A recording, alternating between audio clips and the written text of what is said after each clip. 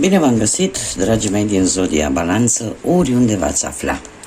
Bine ați venit tuturor, atât dragilor mei abonați, cum de asemenea și celor care sunteți poate pentru prima oară pe acest canal Flori de Loto.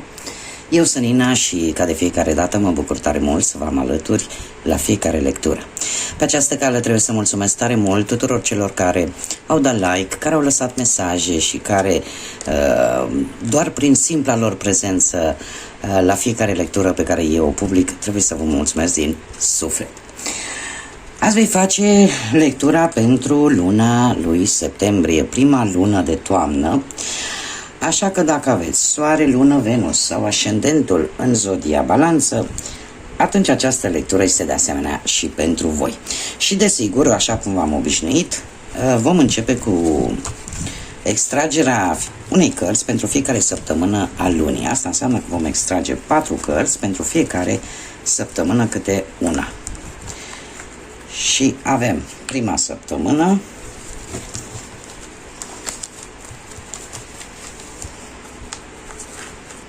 a doua săptămână,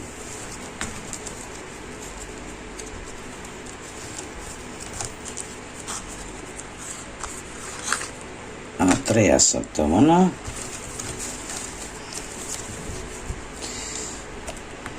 ei, intrați înapoi, prea multe. Sunt foarte multe cărți, am 200 de cărți aici. Haideți să vedem pentru a patra săptămână. Și haideți să vedem prima săptămână a lui septembrie ce vine pentru dragii mei din Balanță. Se pare că vor apărea anumite acuzații, anumite, aș zice eu, dificultăți, care vă vor pune un pic pe jar. Probabil că ceva discuții în contradictoriu posibil. Ar trebui să, aș zice eu, să aveți așa un pic de grijă și să încercați totuși să evitați aceste discuții. De ce? Pentru că în a doua săptămână avem pădurea cu lucruri sau gânduri neclare. E posibil, poate, tocmai aceste acuzații, aceste discuții, poate în contradictoriu, să vă facă să vă pună un pic în ceață, să fiți un pic îngândurați în a doua săptămână a lui septembrie și parcă să nu vedeți de fapt esențialul sau ce este important. Poate că ar fi indicat să... Știți cum e proverbul acela, nu vedem pădurea de un copac. Da? Să încercați totuși să vă delimitați un pic de toate aceste probleme care pot apărea din prima săptămână, în așa fel încât să vedeți exact esențialul, de ce se întâmplă, care este scopul, da? Să vă formați așa o idee un pic mai clară, pentru că vă va pune un pic în ceață. Da? În a treia săptămână avem Torța, o dezvoltare spirituală, o iluminare și o înțelegere mai profundă.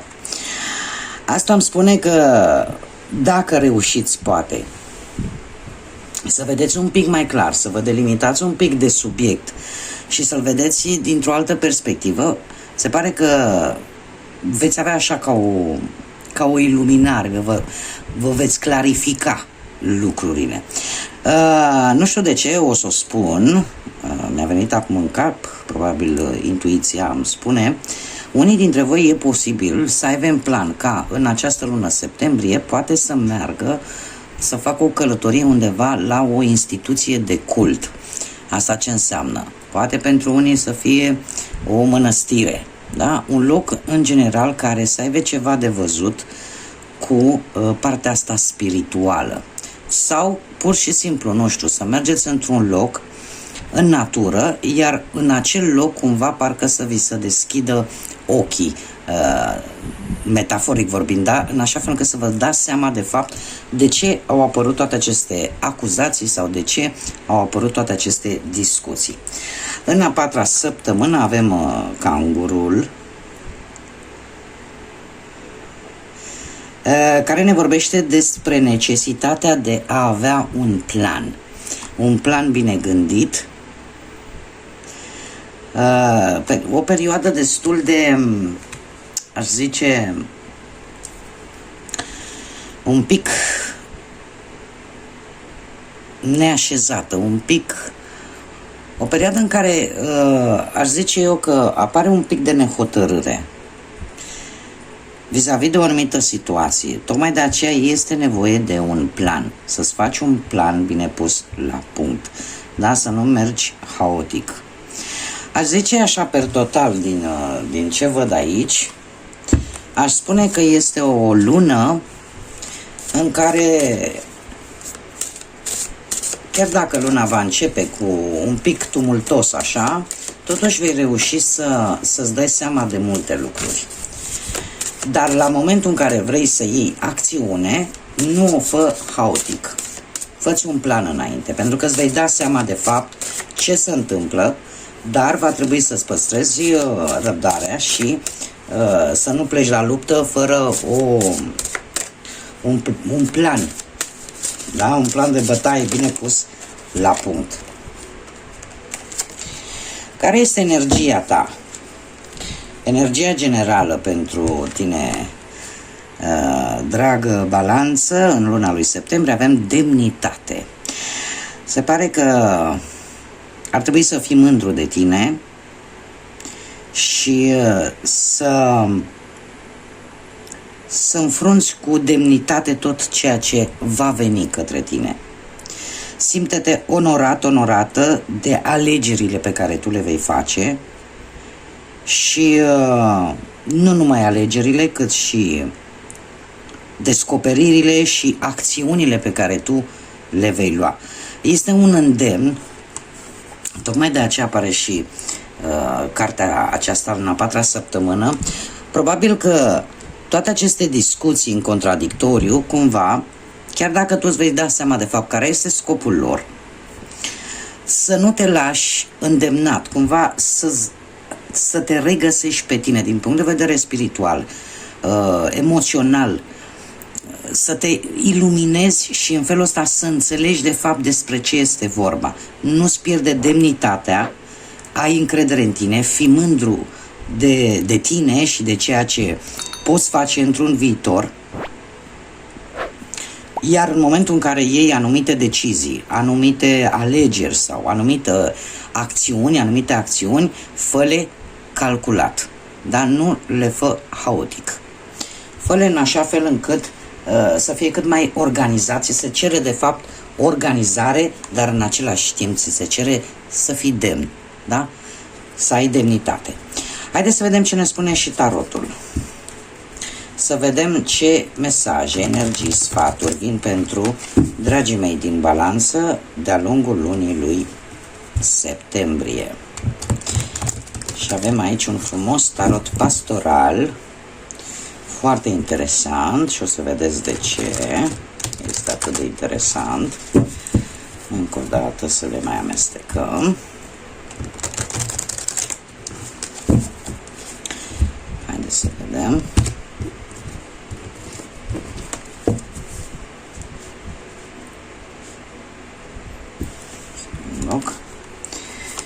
Și avem un cavaler de cupe. După cum bine vedeți, imaginile sunt poziționate într-o manieră mai diferită față de ce v-am obișnuit până acum. Avem un cavaler de cupe, un 5 de spade, arcanul major, carul, un 7 de monede și un 7 de cupe. Dragilor, după cum bine vedeți, se repetă cifra 7. Cifra 7 care îmi vorbește de înțelepciune și de introspecție. În același timp îmi vorbește de inteligență, de un caracter ferm, de o evaluare și o gândire foarte profundă, cum de asemenea îmi vorbește despre spiritualitate. Da? Și conexiunea care o ai cu spiritualitatea. De asemenea îmi vorbește de cumva de un puternic simț de observație în această lună septembrie. Chiar dacă poate unii dintre voi ori poate se simt singuri, ori poate chiar au nevoie de momente de singurătate, cert este că luna lui septembrie pentru voi, dragilor din Balanță, va fi o lună de creștere spirituală și de multe binecuvântări. Da? Bun, haideți să vedem situația actuală. Situația actuală, avem acest cavaler de cupe, semne de apă, rac, pești sau scorpion. În general, cavalerul de cupe este mesagerul dragostei, așa că e posibil ca tu sau altcineva să fie îndrăgostit. Dacă nu vorbim neapărat de o persoană care poate să fie o persoană specială și foarte benefică pentru tine, poate chiar să primești, poate ai primit deja o invitație din partea acestei persoane și pentru unii dintre voi chiar ar putea, această carte mi indică că ar putea fi începutul unei relații foarte profunde. Dacă nu vorbim de o persoană și vorbim de o situație, e posibil ca în acest moment, poate sau într-un trecut nu foarte îndepărtat, să fi luat o decizie ajutat de intuiție. Da? Dar care a fost, se pare, o decizie reușită, o alegere bună. E posibil unii dintre voi să fi găsit soluția la o problemă care vă frământa, poate prin intermediul unui vis pe care l-ați avut, sau dacă vorbim de muncă, ați avut un anumit proiect care, chiar dacă evoluează încet, dar merge pe un drum sigur. Unii dintre voi, posibil, nu știu, să fi fost avansați poate la locul de muncă sau alții poate să fi hotărât doar pe anumite oferte care pentru voi au fost destul de ferme și destul de avantajoase. Dacă vorbim de bănuți, se pare că chiar dacă în acest moment sau într-un trecut foarte, foarte apropiat ai avut ceva probleme cu banii, lucrurile se vor rezolva, dacă nu s-au rezolvat deja, se vor rezolva foarte curând. Dacă vorbim de dragoste, pentru cei care sunteți într-o relație, această carte îmi vorbește de o conexiune solidă care merge foarte bine către viitor, posibil pentru unii să anunțe chiar o căsătorie. Dacă sunteți singurei, sunt mari șanse să fie apărut cineva care să-ți fi dat așa un pic lumea peste cap, da? Să te fi impresionat. Acum vedem pentru luna lui septembrie pe partea asta profesională cum va fi. Și avem un 5 de spade. Dragilor, trebuie să aveți un pic de grijă. De ce? Pentru că e posibil să apară anumite conflicte și tensiuni nedrepte posibil la locul de muncă. Poate să fie, poate din cauza competiției pentru un post. Da? Chiar și cei care poate sunteți în căutarea unui loc de muncă, e posibil să găsiți unul, dar care să aibă mai mulți pretendenți, să fiți mai mulți pentru același loc de muncă. Ce pot eu să vă spun cu această carte? Că dacă tu ești stăpân pe activitatea pe care ți-o cere acest job, atunci totul este ok și sunt mari șanse ca tu să obții acest post. Cum bine am spus și la început, e posibil să apară anumite conflicte la locul de muncă în care, ce pot să vă zic, că e vorba de fapt de o falsă victorie, chiar dacă poate unii dintre voi consideră, domne, eu am câștigat.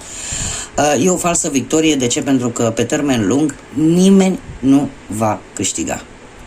Este cumva posibil să fie vorba de vreo răzbunare, dar cumva nu merită prețul. Da? Alții o pot face, nu știu, din cauza invidiei, așa că vine și cu un sfat această carte pe partea profesională. Aveți grijă și alegeți-vă luptele pe care vreți să le dați din punctul ăsta de vedere profesional. Încercați să evitați pe cât se poate și să nu răspundeți la provocări, mai ales în ceea ce privește viața asta a muncii, viața profesională. Pe partea banilor avem carul, arcanul major carul cu semnul racului, care ne vorbește de o recuperare. O recuperare poate de o veche datorie sau poate bani care vă vin din exterior. Posibil să vină chiar și anumite câștiguri într-un mod total neașteptat. Unii dintre voi poate chiar au ceva legătură cu activitatea asta de turism sau de transport și de aici să vă vină ceva bănuți. Cert este că carul în general ne vorbește de călătorii, de o voință foarte puternică de a fi victorios, dar ce este cel mai important, ne vorbește de alegeri. Și cum vă spuneam aici, depinde de voi. Dacă alegeți să schimbați ceva, să o faceți, cum am mai spus, organizat.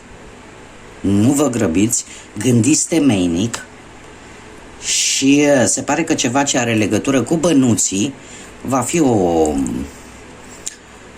Imaginați-vă că sunteți la o răscruce, depinde de voi pe care drum o luați. Da? Și atunci va trebui să luați în calcul cum arată un drum și cum arată celălalt. Faceți-vă un plan și fiți cât mai organizați. Pe partea dragostei avem un 7 de monede. Un 7 de monede care îmi vorbește de rezolvări după posibile probleme în relație. Pentru cei care sunteți într-o relație. Pentru cei singurei sunt mari șanse ca persoana inimii voastre să se îndrepte, să se apropie de voi. Cumva 7 de monede este cartea care de multe ori ne vorbește despre nerăbdare, de a nu-ți place să pierzi timpul, da? Poate în relații în care nu vezi rezultate sau să fii într-o balanță, da? Chiar dacă tu ești în sine, ești o zodie care în permanență caută un echilibru și cumva dacă nu vezi rezultate, poate, vis-a-vis de o relație, începi să cântărești și să vezi ce este pro și ce este contra. Da? Să vezi ce merge și ce nu. Cumva, ca o veste bună, cu această carte aș vrea să vă zic că cumva ceva rău relaționat cu dragostea, cu viața sentimentală, e pe cale să se termine. Acum, sfatul cărților sau o informație adițională pentru voi, pentru această lună septembrie, și avem acest 7 de cupe. Un 7 de cupe care îmi vorbește de... Poate că sunteți voi mai visători, mai plini de iluzii, sau poate vă apar anumite tentații, anumite oportunități care, mare grijă, pot fi înșelătoare. Așa că trebuie să acordați o mai mare atenție. E o atenționare care vine, dacă stau bine să mă gândesc, cam de când am început lectura pentru voi, la ce alegeți. Da? De ce? Pentru că dacă nu veți fi atenți, repercursiunile vor fi pe o lungă perioadă de timp. E posibil, nu știu, pe viața asta profesională să apară o ofertă foarte tentantă, foarte poleită, promisiuni foarte frumoase, dar nu vă îmbătați cu apă rece și începeți și interesați-vă, obțineți informații. Dacă vorbim de bani, nu este o lună foarte bună să investești. De ce? Pentru că îți pot veni tot felul de oferte, cum am mai spus, înșelătoare sau posibil să fie false. Da? Așa că rămâneți liniștiți acolo cu bănuții unde îi aveți, cheltuiți strict cât este necesar și nu vă hazardați să faceți tot felul de investiții sau tot felul de cheltuieli foarte scumpe. Dacă vorbim de dragoste, aș putea să zic că unii dintre voi, chiar în luna asta lui septembrie, să fie poate chiar la începutul unei relații unde totul este frumos, totul este fascinant, toată lumea e cu capul în nori, care e perfect normal, da? Orice iubire la început, orice relație care e la începutul ei și unde există dragoste, iubire, afecțiune, e așa roz, e ok. Poate să fie și lucrul ăsta. Dar, de asemenea, cum am mai spus, trebuie să, pentru cei care sunteți singuri mai ales, pot apărea tot felul de oportunități romantice, dar, de asemenea, vi se cere să vedeți cu claritate ce vă doriți și ce așteptări aveți cu adevărat de la o relație. Da, vi se cere răbdare. Este o lună a răbdării pentru voi, dragilor. Haideți să vedem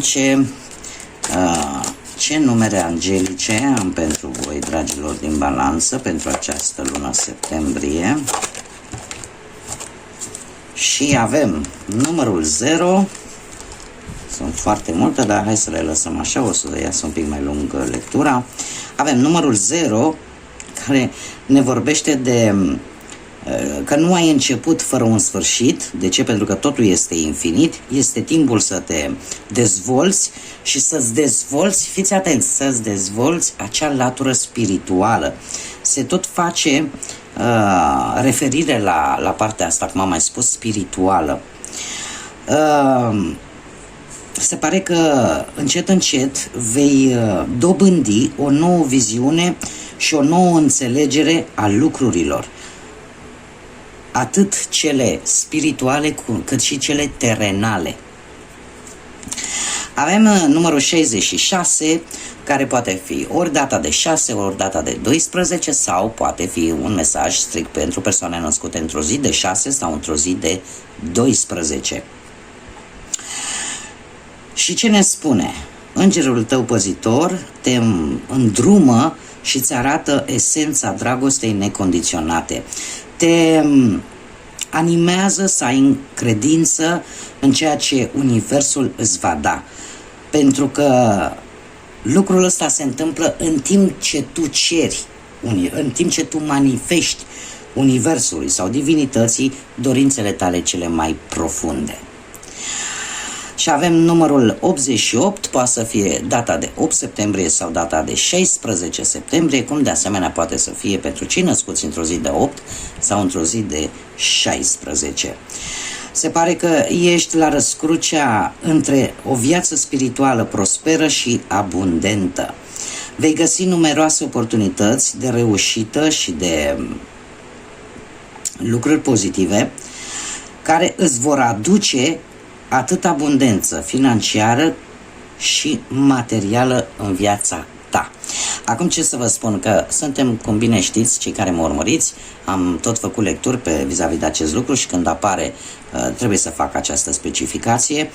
Numărul 8 este vibrația anului în care ne aflăm. Anul acesta este un an cu vibrație 8 și care ne vorbește foarte mult, într-adevăr, și de reușită, de putere, dar este un număr karmic, este un număr care ne vorbește de acea ordine cosmică și de destin.